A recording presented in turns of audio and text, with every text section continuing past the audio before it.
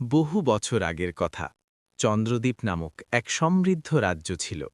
রাজ্যের রাজপ্রাসাদে এক রূপবতী নর্তকী বাস করত, যার নাম ছিল চামেলি বাই। তার নাচের মোহিনী মায়ায় রাজা এতটাই মুগ্ধ ছিলেন যে তিনি তাকে একটি বিশেষ স্বর্ণের নূপুর উপহার দিয়েছিলেন। কিন্তু প্রাসাদের ভেতরের ঈর্ষা আর ষড়যন্ত্রে অকালেই প্রাণ হারাতে হয় চামেলি বাইকে। তাকে জীবন্ত দেওয়ালবন্দী করা হয়েছিল বলে শোনা যায়। বর্তমান সময়ে সেই রাজপ্রাসাদটি একটি ধ্বংসস্তূপ, যা পর্যটকদের জন্য দিনের বেলা উন্মুক্ত থাকলেও সূর্যাস্তের পর সেখানে যাওয়া কঠোরভাবে নিষিদ্ধ। ঠিক রাত 2টোর পর প্রাসাদের দরবার হল থেকে ঘুঙুরের আওয়াজ শোনা যায়। মনে হয় কেউ যেন খুব দ্রুত লয়ে তালের পর তাল মেলাচ্ছে। হঠাৎ করেই বাতাসে উগ্র বেলি ফুলের গন্ধ ভেসে আসে, যা চামেলিবাইয়ের খুব প্রিয় ছিল।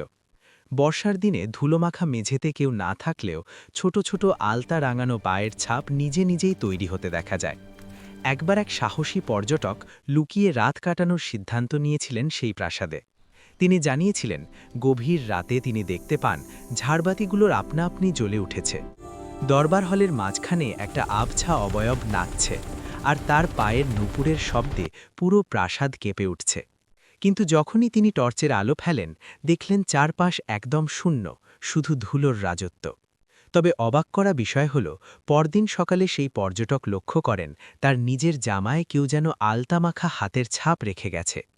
রাজপ্রাসাদ মানেই যেন হাজারো চাপা আর্তনাদ আর না বলা গল্পের সমাহার।